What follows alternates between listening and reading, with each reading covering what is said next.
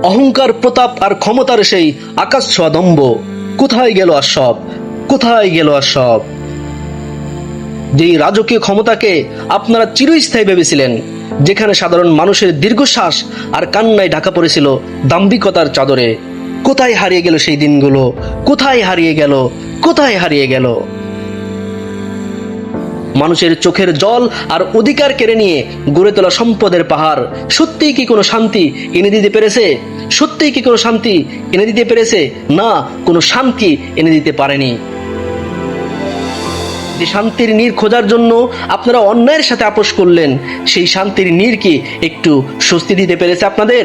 না, পারেনি।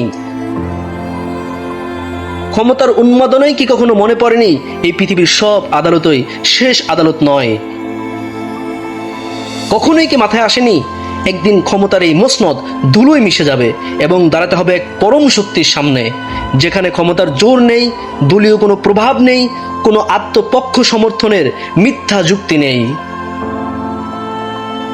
ইতিহাস বড় নির্মম। সময় যখন তার হিসাব মেলাতে শুরু করে, তখন প্রতাপের সব প্রাসাদ বালির বাঁধের মতো ভেঙে পড়ে।